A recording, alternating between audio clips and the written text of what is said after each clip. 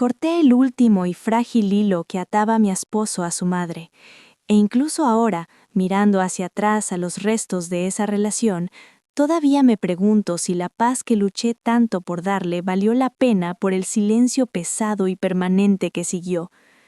¿Crees que estás haciendo lo correcto cuando te pones frente a la persona que amas para recibir la bala por ella? ¿Crees que la protección es una virtud? Pero nadie te habla del dolor silencioso del sobreviviente, de la forma en que un hijo llora a una madre que todavía está viva, pero muerta para él, todo porque finalmente dijiste las palabras que él estaba demasiado roto para decir. Éramos tan jóvenes en ese entonces, yo solo tenía 23 años y él 25, pero el trauma envejece a una persona, y mi esposo había estado cargando con el peso de un hombre adulto desde que era un niño. Habíamos estado juntos desde que éramos adolescentes. Conocía su alma mejor que la mía. Conocía la forma en que sus manos se movían suavemente de arriba a abajo cuando estaba genuinamente feliz, el ritmo silencioso de una mente que procesaba el mundo de manera un poco diferente, un poco más intensamente que el resto de nosotros. Sabía lo fácil que el mundo lo abrumaba y lo rápido que se retiraba hacia su interior, encerrándose en un silencio total cuando el ruido de las demandas de otras personas se volvía demasiado fuerte. Y las demandas de nadie eran más fuertes que las de su madre. Aitana no era un monstruo en el sentido cinematográfico, no gritaba ni tiraba cosas, su crueldad era mucho más ordinaria y por eso mucho más destructiva. Era la crueldad de la negligencia silenciosa y la culpa convertida en arma. Cuando mi esposo era solo un niño, ella permitió que un hombre entrara a su casa, Mateo, su padrastro. Un hombre que no trajo más que miedo, que menospreció a mi esposo, le robó sus pocas pertenencias y lo hizo sentir como un intruso en su propia vida. Aitana vio que todo esto sucedía y simplemente miró hacia otro lado. Eligió su comodidad por encima de la seguridad de su hijo. Para cuando mi esposo tenía 16 años, empacó en silencio lo poco que tenía y se fue. Ella no lo detuvo. Ya estaba ocupada con una nueva familia, una nueva vida en la que no había lugar para él. Él vino a trabajar a la granja de mi padre. Mi papá, un hombre callado pero perceptivo, vio la bondad en este chico. Le dio un trabajo en el taller, le dio un techo y lo trató con la dignidad de la que había estado privado. Construimos una vida a partir de esos comienzos tranquilos. Tuvimos una hija hermosa. Teníamos una casa pequeña y cómoda. Teníamos seguridad. Yo trabajaba como asistente legal. Él prosperaba en el taller y por un tiempo habíamos construido una fortaleza contra el pasado. Pero el pasado tiene una forma de encontrar las grietas en las paredes. Las llamadas telefónicas comenzaron como un goteo lento. Una petición de $20 para la compra, $40 para gasolina. Siempre estaba envuelto en una fina capa de victimismo, un suspiro por el teléfono, una mención de sus hermanos mucho menores, Nina, que vivía con autismo no verbal, y el pequeño Diego. Aitana sabía exactamente qué botones presionar. Sabía que mi esposo poseía un corazón devastadoramente bondadoso. Se sentía responsable de los hermanos que tuvo que dejar atrás. Sentía el peso fantasma de una paternidad que no le correspondía. Cada vez que su nombre parpadeaba en la pantalla de su teléfono, yo veía cómo la luz se desvanecía de sus ojos. Intentaba ignorarlo, ensayaba excusas frente al espejo, con la voz temblorosa, pero al final del día, el dinero siempre se enviaba. A medida que pasaban los años, el goteo se convirtió en una inundación. Las solicitudes aumentaron a cientos, a veces a $1,000. El reloj en marcha de sus demandas comenzó a consumir nuestra paz. Nunca se trataba de cómo le iba a él. Ella nunca preguntó si comía bien, si era feliz o cómo crecía su hija. Cada conversación era una transacción. Cada interacción era un recordatorio de que para ella él no era un hijo, era un recurso. La tensión en nuestra pequeña casa se hizo espesa. Yo era ferozmente protectora con él, había luchado contra mi propia oscuridad. lidiando con una profunda depresión, y su amor había sido el ancla que me mantuvo al viva. Me trataba con una reverencia gentil que nunca había conocido. Ver a este hombre hermoso y frágil siendo desangrado lentamente por una mujer que lo había abandonado cuando más la necesitaba, encendió una rabia dentro de mí que luchaba por contener.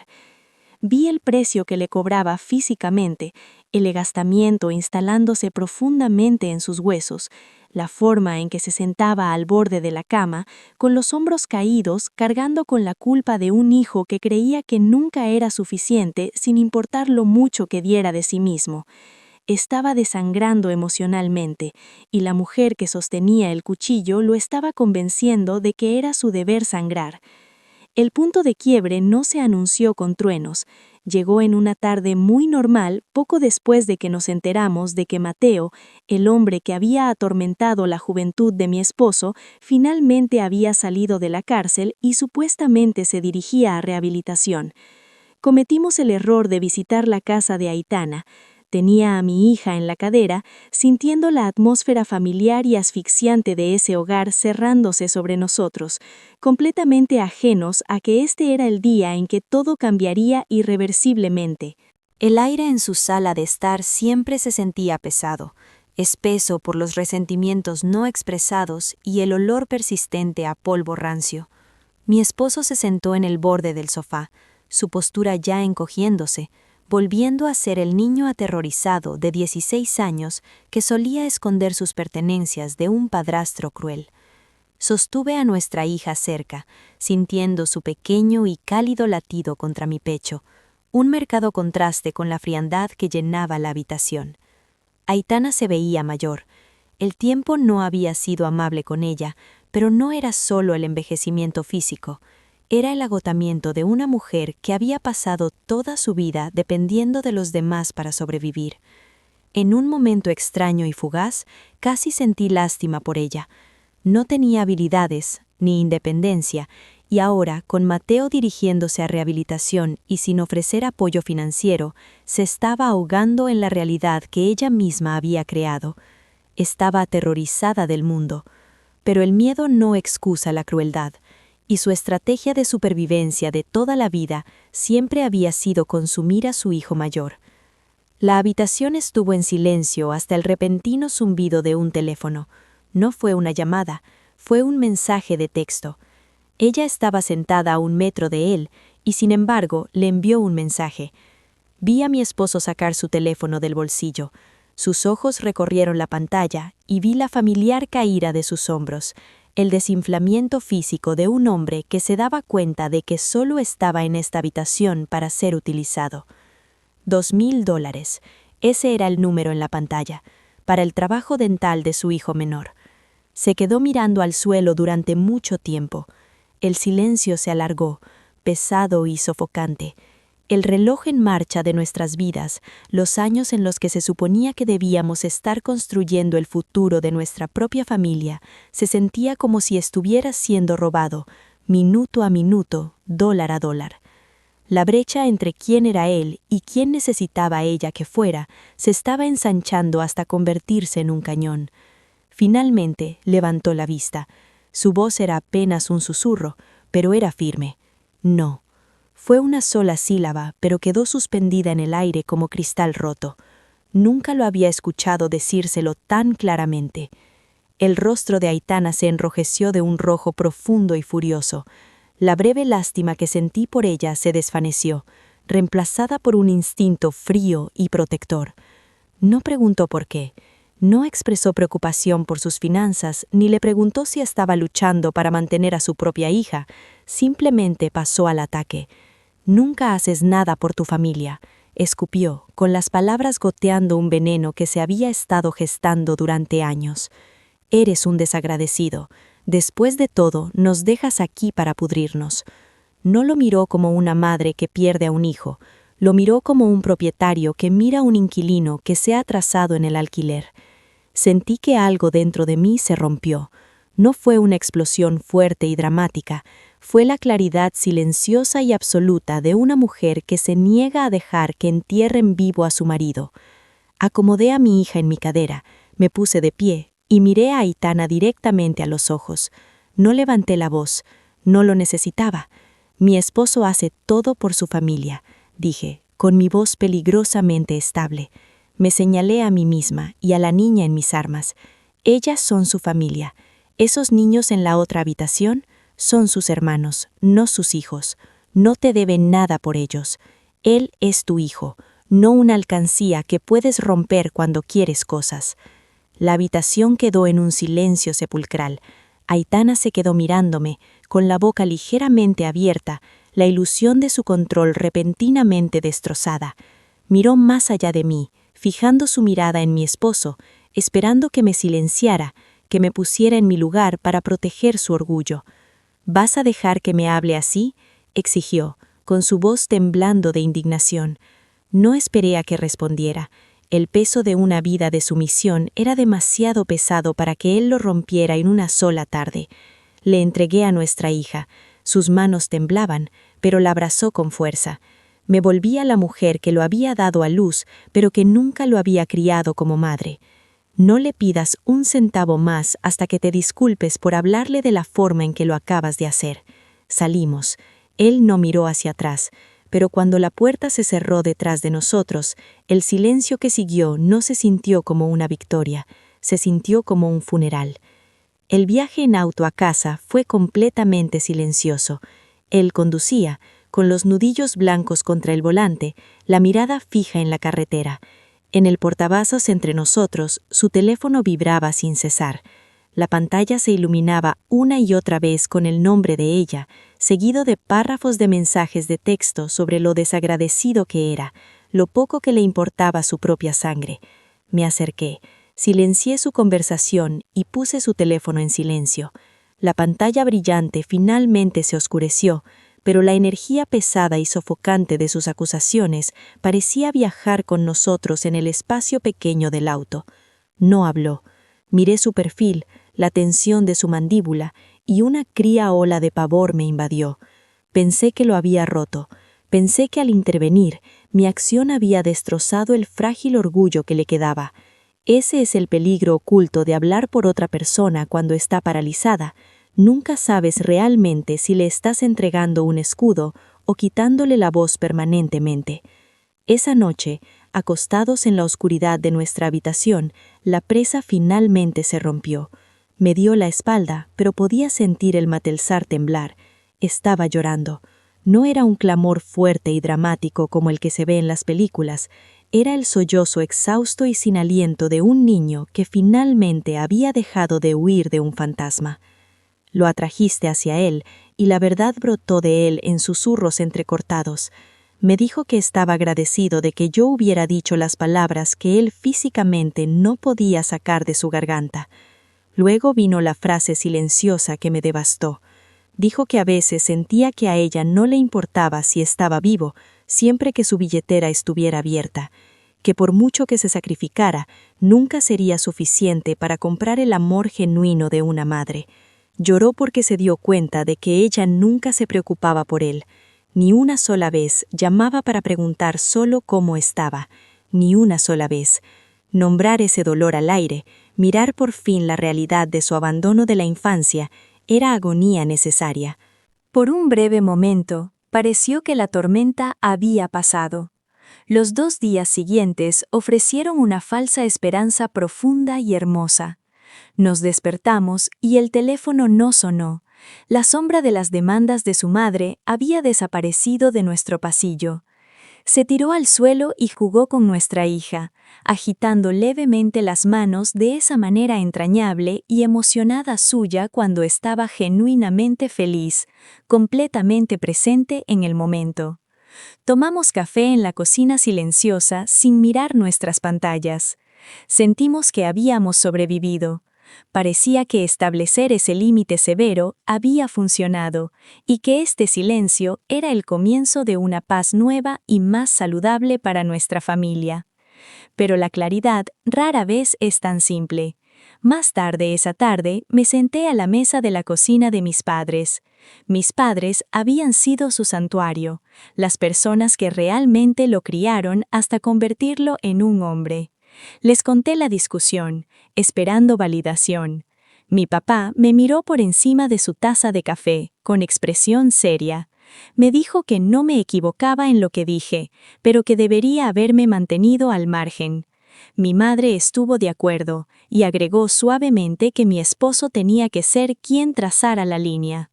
Sus palabras plantaron una semilla de duda pesada y fría en mi pecho. Pensé que lo estaba protegiendo, pero simplemente había peleado su batalla, dejándolo igual de indefenso para la siguiente.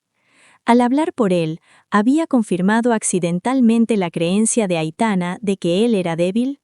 Me di cuenta entonces de que mi feroz instinto protector podría haber castrado su capacidad de defenderse por sí mismo. No había resuelto el problema, simplemente me había parado frente a él. Y el silencio de Aitana estaba empezando a cambiar. Se extendió de horas a 3 días. Al principio, la tranquilidad fue un alivio, pero a medida que pasaban las horas, la textura del silencio mutó. No era el silencio de una madre reflexionando sobre sus errores, era el silencio de una puerta que estaba siendo tapiada metódicamente desde el otro lado. Cuanto más se prolongaba, más pesada se volvía la comprensión. Ella nunca se iba a disculpar, iba a esperar a que cediera, o peor aún, castigarlo con su ausencia. Cada hora que pasaba era un grano de arena que caía en el reloj de su relación, enterrando viva cualquier posibilidad de reconciliación. Los días de silencio se convirtieron en semanas, y esas semanas lentamente se endurecieron hasta convertirse en años. Ha pasado mucho tiempo desde aquella tarde en su sala de estar, y el reloj que solía contar los minutos entre sus exigencias finalmente se ha detenido, pero el silencio que dejó a su paso es ensordecedor. Durante los primeros meses pensé que Aitana solo estaba esperando a que cediéramos. Pensé que eventualmente llamaría, aunque fuera por desesperación, aunque fuera por pedir escuchar la voz de su nieta. Nunca lo hizo. Ese año aprendí la lección más dura de mi vida. El orgullo de una madre puede ser absolutamente más fuerte que el amor por su hijo. El verdadero peso de lo que sucedió no nos golpeó de una sola vez. Fue una comprensión lenta y agonizante. Ocurrió en el Día de Acción de Gracias, cuando mi esposo miraba su teléfono con el pulgar suspendido sobre el nombre de contacto de ella, esperando un simple mensaje que nunca llegó. Ocurrió cuando nos enteramos por un conocido mutuo que Mateo había recaído y que Aitana se había mudado con los niños menores a otro pueblo sin decirnos nada. La pérdida irreversible no fue una pelea a gritos ni una despedida cinematográfica. Fue un desvanecimiento gradual. Mi esposo perdió a su madre, no por la muerte, sino por sus propios límites.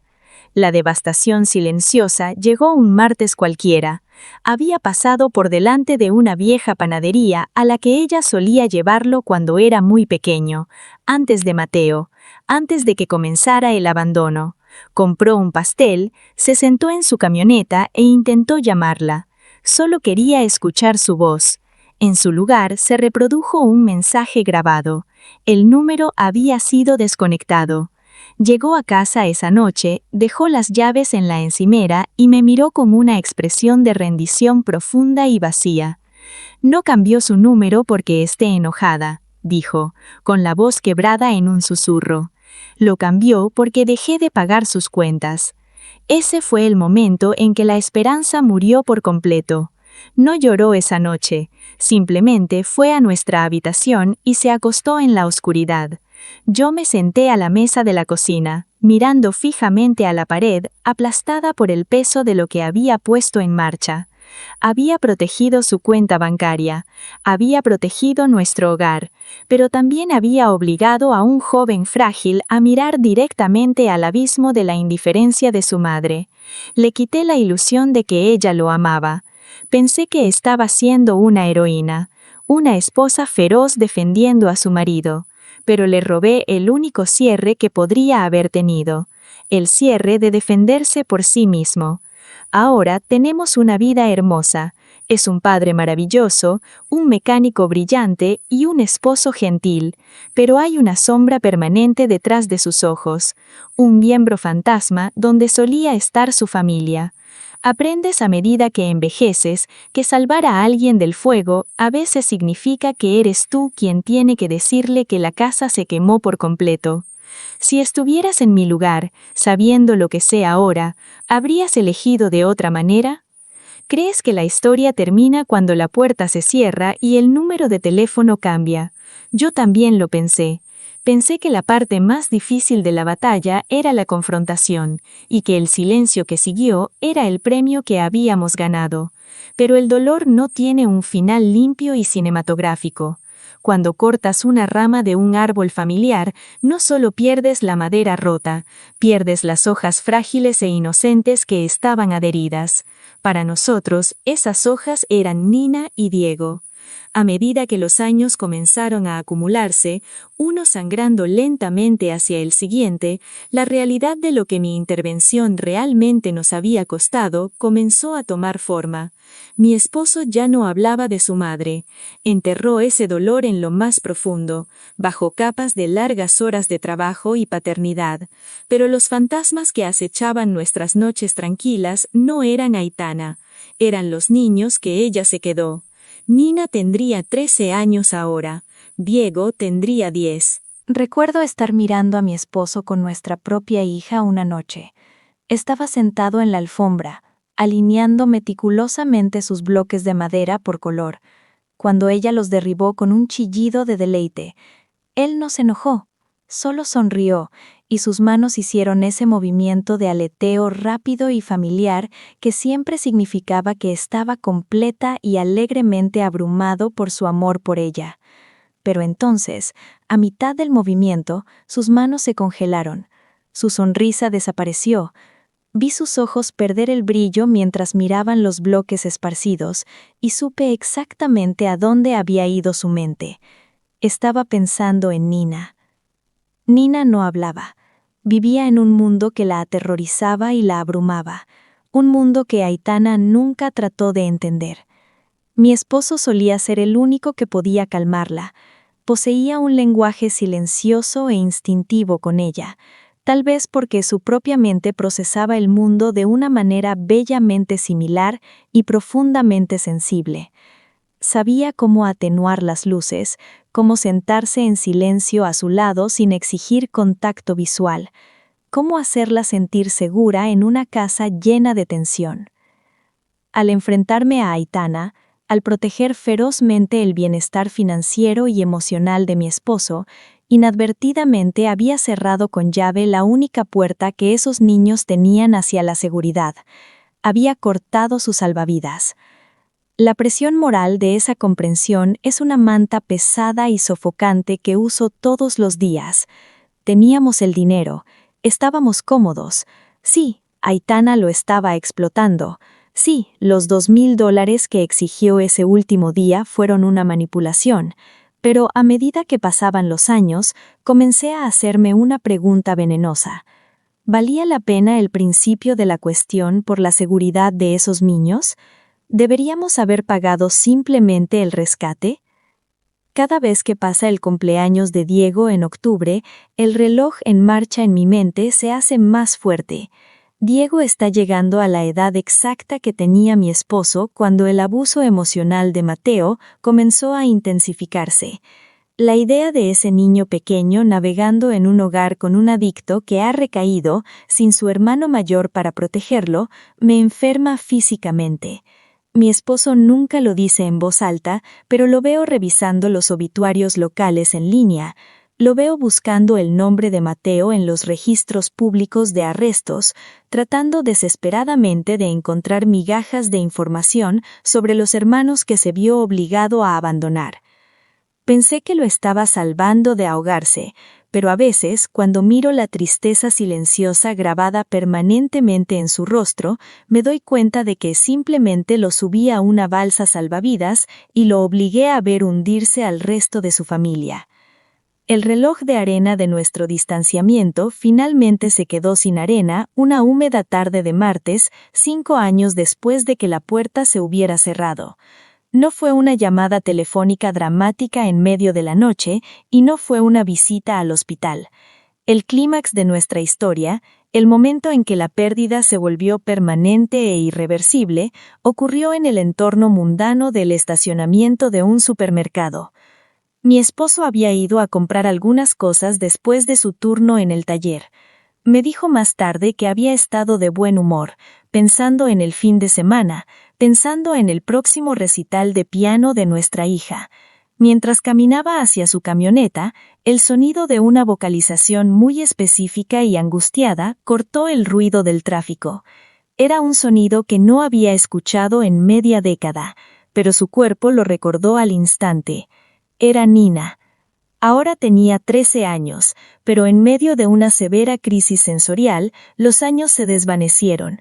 Estaba parada cerca de un sedán oxidado y maltrachado, agitando sus manos frenéticamente cerca de sus oídos, con todo su cuerpo rígido por el pánico.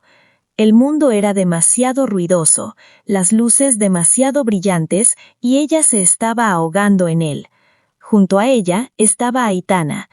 Mi esposo dijo que ver a su madre lo sorprendió físicamente. Parecía vacía.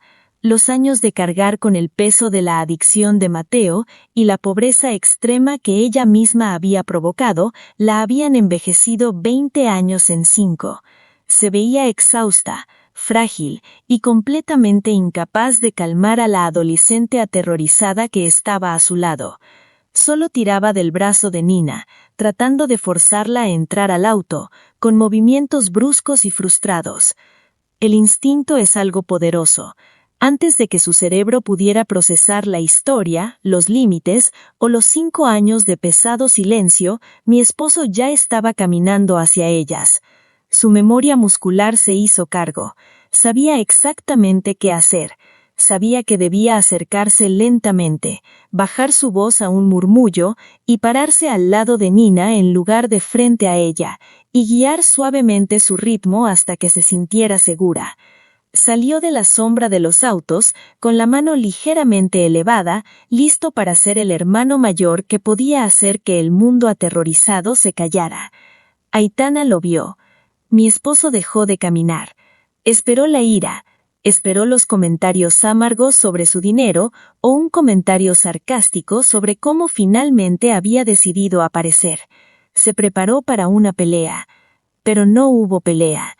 Aitana dejó de tirar del brazo de Nina, se enderezó, se apartó el pelo grisáceo de los ojos y miró a su hijo mayor. No había rabia en su expresión, no había orgullo herido, solo había un vacío profundo y helado. Lo miró no como a un hijo que la había traicionado, sino como a un completo extraño, un hombre que solía conocer, que ya no importaba para su supervivencia. No dijo una sola palabra, simplemente interpuso su cuerpo entre él y Nina, abrió la puerta del auto y empujó suavemente a su hija hacia adentro. La devastación silenciosa de ese momento no fue la frialdad de Aitana, fue Nina. Mientras subía al asiento trasero, Nina miró directamente por la ventana a mi esposo. Le hizo el pequeño familiar saludo que solían compartir, un suave aleteo de sus dedos. Esperó que el reconocimiento brillara en sus ojos. Esperó la conexión que creía que nunca podría romperse. Nina simplemente lo miró sin expresión y luego apartó la vista. 5 años es una eternidad para una niña en el espectro, sin su presencia constante, sin el refuerzo diario de su lenguaje silencioso, había sido borrado por completo de su mundo. Para Nina, él ya no era su protector, era solo un hombre cualquiera parado en un estacionamiento. Aitana se sentó en el asiento del conductor, encendió el motor y se alejó sin siquiera mirar por el espejo retrovisor. Mi esposo no persiguió el auto, no lloró. Caminó de regreso a su camioneta, se sentó detrás del volante y se quedó mirando el espacio de estacionamiento vacío durante mucho tiempo. La comprensión lo invadió como cemento vertido. El puente no solo se había quemado, Las cenizas habían sido barridas. No quedaba nada por salvar. Cuando llegó a casa esa noche, se sentó a la mesa de la cocina y me contó lo que había pasado. Su voz era completamente plana, desprovista de las ondas emocionales que solían acompañar el recuerdo de su madre. El colapso silencioso de su esperanza fue total. Me senté frente a él, acercándome para sostener sus manos manchadas de grasa, y la culpa que sentí era asfixiante. En mi absoluta certeza de que estaba haciendo lo correcto, en mi feroz deseo de proteger a mi esposo de ser utilizado, había orquestado este momento exacto. Había protegido su billetera, pero había cortado permanentemente su línea de sangre. Han pasado 2 años desde aquel día en el estacionamiento y nunca hemos vuelto a ver a Aitana ni a los niños. La finalidad de ese breve y silencioso encuentro cambió la arquitectura de nuestro matrimonio.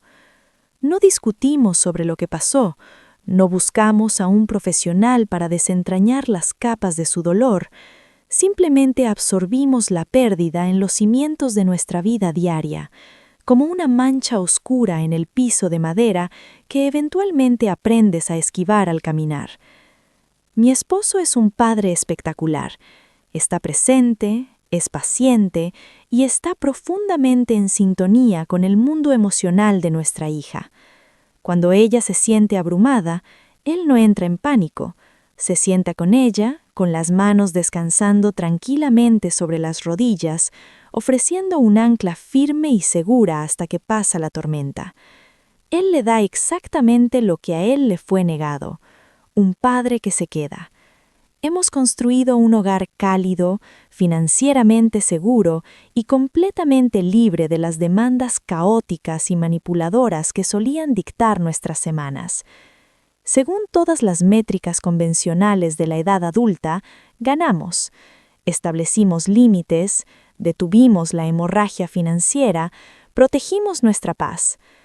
Pero la paz es algo notablemente estéril cuando se compra con la moneda de una pérdida irreversible. Cuando eres joven y estás locamente enamorada, operas bajo un tipo peligroso de ceguera emocional. Ves una amenaza a tu pareja y tu único instinto es eliminarla.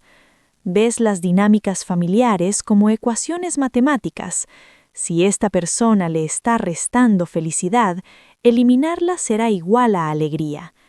Estaba tan profundamente enfocada en la injusticia de que su madre lo tratara como un banco que no logré comprender el complejo y frágil ecosistema de su corazón. No entendí que para un hombre que había sido abandonado toda su vida, la relación transaccional con su madre seguía siendo una relación. Era la única atadura que tenía con las personas que compartían su sangre. En mi orgullo, pensé que le estaba enseñando a Aitana una lección sobre el respeto, pero el tiempo es el juez supremo de nuestro orgullo y el tiempo me ha demostrado que Aitana no aprendió nada. Simplemente siguió adelante para sobrevivir sin él, enterrando cualquier instinto materno que le quedara bajo el pánico inmediato de sus propias malas decisiones. El sacrificio no fue de ella. El sacrificio fue enteramente de él. Él sacrificó la oportunidad de ver crecer a su hermano, sacrificó la conexión profunda y silenciosa que compartía con Nina, sacrificó la ilusión, por patética que fuera, de que tenía una madre que algún día podría despertar y amarlo de la manera que merecía. Y yo soy la que forzó su mano. Hay noches en que la casa está en silencio, nuestra hija está dormida y lo observo parado junto a la ventana de la cocina mirando hacia el patio oscuro. No dice lo que está pensando, no lo necesita. Sé que se pregunta si Diego está comiendo lo suficiente. Sé que quién atenúa las luces para Nina cuando el mundo se vuelve demasiado ruidoso. Sé que debajo de la hermosa vida que hemos construido cuidadosamente hay un miembro fantasma que duele cada vez que cambia el clima. Lo protegí de ser utilizado, pero no pude protegerlo de ser olvidado. Salvé al hombre, pero dejé huérfano para siempre al niño que lleva dentro. Es una verdad pesada y silenciosa que cargaré por el resto de mi vida, un recordatorio constante de que a veces los actos de amor más feroces dejan las heridas más profundas e incurables. Si estuvieras en mi lugar, sabiendo lo que sé ahora, ¿habrías elegido de otra manera?